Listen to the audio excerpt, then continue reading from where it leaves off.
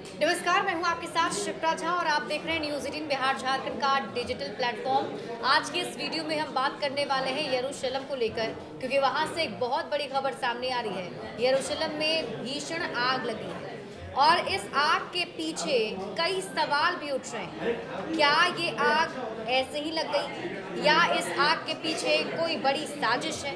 इन्हीं सब पर आज हम बातचीत करेंगे और इस पॉडकास्ट में मेरे साथ बातचीत करने के लिए मेरे वरिष्ठ सहयोगी नीलेश जी मौजूद हैं और उनसे हम जानने की कोशिश करेंगे फिलहाल यरूशलेम में जो आग लगी है उसकी ताज़ा स्थिति क्या है। नीलेश जी शिप्रा, हम जो है सो ये मीडिया में ये खबरें लगातार आ रही है। यरूशलेम की जो आग की तस्वीरें हैं, पूरी दुनिया में जो है सुर्खियां बनी हुई उसकी तस्वीरें हम देख रहे हैं। हम अपने दर्शकों को बता दें, हम वो तस्वीरें आपको दिखा भी रहे हैं कि किस तरह से यरूशलेम के जंगल में ये आग जो है तेज़ी से फैलती जा रही है। आग की लपटें जो हैं सब बहुत ऊंची ऊंची हैं, आसमान तो को छू रही हैं आग की लपटें। और कहा जा रहा है कि करीब 18,000 किलोमीटर के दायरे में ये आग फैली हुई है। आग धुएं का गुबार जो है बहुत तेज़ी से फैल रहा है और वहाँ जो लोग रह रहे हैं वो बेहोश हो गए हैं। कई जो है सो झुलस गए हैं इस आग में और उनको अस्पताल में भर्ती कराना पड़ा है। 200 से ज़्यादा रेस्क्यू टीम जो है सो इस आग में फंसे लोगों को रेस्क्यू करने में जुटी हुई है। और ये आग की लपटें जो है सो तेल अवीव और यरूशलेम को जोड़ने वाली सड़क की ओर बढ़ रही है बहुत तेज़ी से। और कहा जा रहा है कि कुछ ही पल में ये आग जो है यरूशलेम के पास तक पहुंच सकती है। अभी तक जो नुकसान की खबरें आई हैं वो बहुत भयावह है। कहा जा रहा है कि 20 से ज़्यादा लोग जो है सो इसमें जो है घायल हो गए हैं। 50 से ज़्यादा लोगों को अलग अलग अस्पताल में भर्ती कराया गया है। आग की लपटें इतनी तेज़ी से फैल रही हैं कि कई लोगों को अपना घर छोड़कर भागना पड़ रहा है। इसकी तस्वीरें भी सामने आई कि कैसे कैसे जो है यरूशलेम के निवासी कार में सवार होकर के भाग रहे हैं और पीछे पीछे आग की लपटें जो है फैलती जा रही है। इसे सदी का सबसे बड़ा आग कहा जा रहा है। इजराइल के प्रधानमंत्री बेंजामिन नेतन्याहू ने जो है सो पूरे देश में राष्ट्रीय आपातकाल घोषित कर दिया। आप समझ सकती हैं शिप्रा कि किस तरह से ये आग फैली है और इससे इजराइल में बहुत ज़बरदस्त तबाही मची है। इजराइल में ये आग उस समय लगी जब वहाँ पर स्वतंत्रता दिवस समारोह मनाया जा रहा था, मेमोरियल डे मनाया जा रहा था। एक तरफ जश्न का माहौल था और दूसरी तरफ जो है सो यरूशलेम के जंगल में आग की लपटें जो है बहुत तेज़ी से फैलने लगी। और जब ये तस्वीरें सामने आई तो बहुत भयावह रूप था। तुरंत जो है सो इजराइल की ओर से रेस्क्यू ऑपरेशन शुरू किया गया, राष्ट्रीय आपातकाल लागू कर दिया गया। रेस्क्यू ऑपरेशन की टीम जो है सो चारों ओर से दौड़ पड़ी, लेकिन उसकी पर्याप्त तैयारी नहीं थी इजराइल के पास। तो इजराइल ने पूरे दुनिया से मदद मांगी, तो कई देशों से जो है इजराइल को मदद भी पहुंच गई है। स्पेन से मदद पहुंची है, फ्रांस से मदद पहुंची है, ब्रिटेन से मदद पहुंची है, यूक्रेन की ओर से भी जा रहा है। और जो तस्वीरों में हम देख रहे हैं कि हेलीकॉप्टर से किस तरह से पानी की बौछार गिराई जा रही है आग पर, लेकिन अभी तक आग पर काबू पाया नहीं गया है। वो कहा जा रहा है कि अगर जल्द से जल्द नहीं काबू पाया गया तो इजराइल को बहुत बड़ा नुकसान पहुंच सकता है। आप समझ सकती हैं शिप्रा, जिस तरह से जो वहाँ राष्ट्रीय आपातकाल घोषित किया गया, ये सबसे बड़ा इमरजेंसी होता है। और इजराइल में ये वही स्थिति है अभी कि किस तेज़ी से आग की लपटें फैलती जा रही है और इसकी तस्वीरें बहुत भयावह है।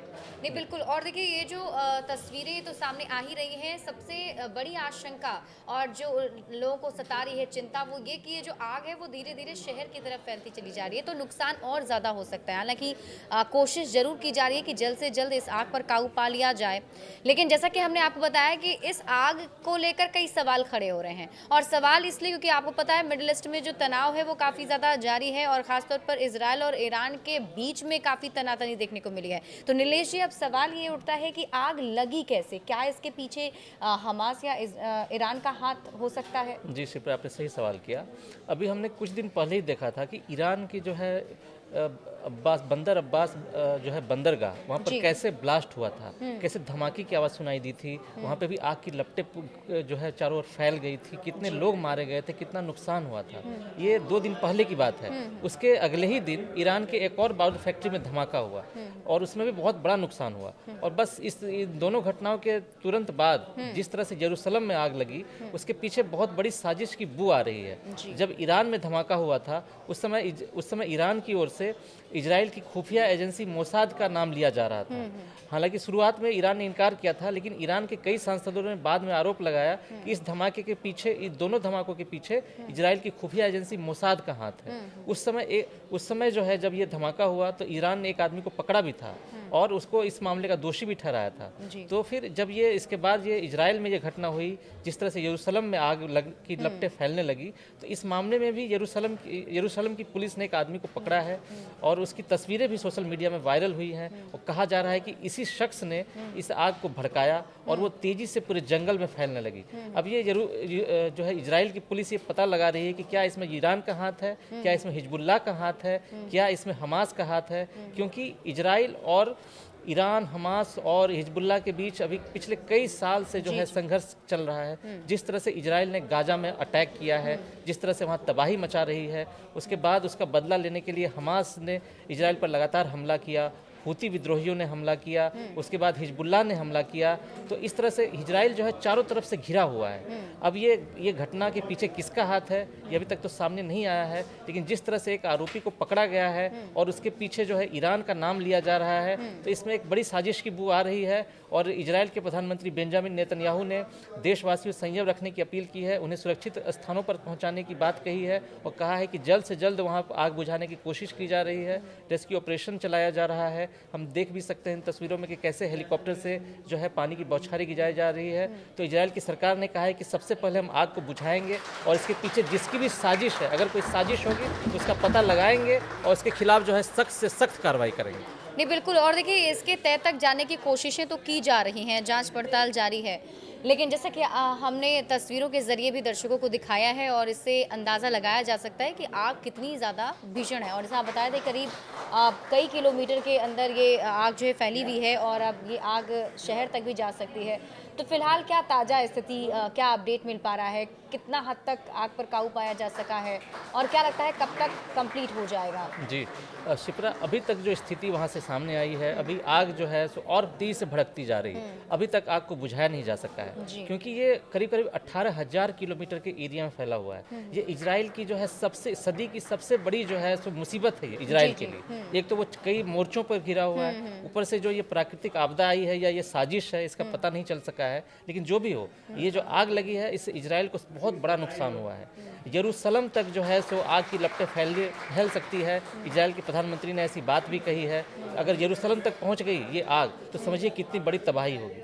तो इजराइल की सरकार जो है उस आग को बुझाने में जी जान से लगी हुई है। कई देशों की ओर से मदद भी मिली है, कई देशों से हेलीकॉप्टर से रेस्क्यू का सामान पहुंचा है और जो है उससे लोगों को बचाने की कोशिश की जा रही है, आग बुझाने की कोशिश की जा रही है। लेकिन जिस तरह से हवा की गति है वहाँ पर, जिस तरह से जो है हवा जो है बहुत तेज़ी से वहाँ बह रही है, इससे आग की लपटें और तेज़ी से फैल रही हैं और इससे इजराइल को बहुत नुकसान हो रहा है। बिल्कुल। और जैसे कि आपने बताया नीलेश जी कि आपातकाल जैसे बिल्कुल स्थिति हो चुकी है, वहाँ पर इमरजेंसी लगा दी गई है, तो ऐसे में तेल अवीव में फिलहाल क्या स्थिति? जी, तेल अवीव में कुछ दिन पहले ही हूती विद्रोही ने एक मिसाइल दागी थी, ऐसा हूती विद्रोही ने दावा किया था। उनका जो है उनके स्पोक्स पर्सन का बयान भी आया था। हालांकि इजराइल ने कहा था कि उस जो है मिसाइल को गिरा दिया गया था, कोई नुकसान नहीं हुआ था। लेकिन अब जो ये घटना हुई है, जो आग लगी है, और ये आग जो है सो तेल अवीव और इजराइल को जोड़ने वाले रास्ते पर तेजी ओर से फैलती जा रही है और इजराइल की सरकार जो है सो हालात पर काबू पर पाने की कोशिश हो रही है। तेल अवीव में भी जो है जो इस आग में जो प्रभावित हुए उनको तेल अवीव ले जाया जा रहा है, सुरक्षित बचाने की कोशिश हो रही है। तो तेल अवीव में जो है पूरी इजराइल की सरकार एक्टिव है। इजराइल के जो प्रधानमंत्री बेंजामिन नेतन्याहू भी जो है सो पूरे हालात पर नज़र रखे हुए हैं। उन्होंने यूएन से मदद मांगी है, पूरे दुनिया से मदद मांगी है, विश्व बिरादरी से मदद मांगी है। लेकिन जो आग लगी है वो सदी की सबसे बड़ी आग कही जा रही है। ये सबसे बड़ी आपदा है जो इजराइल पर आग पड़ी है। तो इजराइल जो है एक तरफ तो चारों ओर से घिरा हुआ है, ऊपर से ये जो आपदा आई है उसने भी इजराइल को तबाह करके रख दिया है। कहा जा रहा है इजराइल जो है धू कर जल रहा है और इजराइल की सरकार की प्रायोरिटी है कि जल्द से जल्द इस पर जो है सो आग बुझाया जाए। लेकिन इसी बीच हमास के प्रवक्ता का एक बयान जारी हुआ है और उस प्रवक्ता ने कहा है कि जो उसने इस आग पर खुशी जताई है। जैसे एक तरफ तो लोग परेशान हैं, दूसरी ओर हमास जो है इस इजराइल में जो तबाही की आग लगी है उससे बहुत खुश नज़र आ रहा है। और उसने हमास की ओर से जो इजराइल में रहने वाले लोगों से अपील की गई है कि वो भी इजराइल की बर्बादी का साथ दें। जो भी फ़िलिस्तीन का साथ देने वाले लोग हैं, जो इजराइल में रह रहे हैं और फ़िलिस्तीन का साथ देने वाले हैं, उनसे भी कहा, उन्होंने हमास ने अपील की है कि वो लोग जो है सो अपनी कार को आग लगा दे, अपने घर को आग लगा दे और ज़्यादा से ज़्यादा नुकसान की कोशिश करें। लेकिन इजराइल की सरकार जो है हालात पर नज़र रख रही है और कोशिश की जा रही है कि आग बुझाने की, लेकिन अभी लग नहीं रहा है कि इतनी जल्दी आग पर काबू पा लिया जाएगा। बिल्कुल। देखिए, अभी पूरा फोकस जो है वो इस आग को बुझाने पे सरकार का ज़रूर होगा, क्योंकि ये भी आशंका है कि अगर ये आग फैलती चली गई तो शहर तक पहुंच जाएगी और लोगों को भी इसका नुकसान उठाना पड़ सकता है। देखना होगा किस तरीके से इस आग पर जल्द से जल्द काबू पाया जा सकता है। बड़े अपडेट्स के लिए आप जुड़े रहिए न्यूज़ 18 बिहार झारखंड के साथ।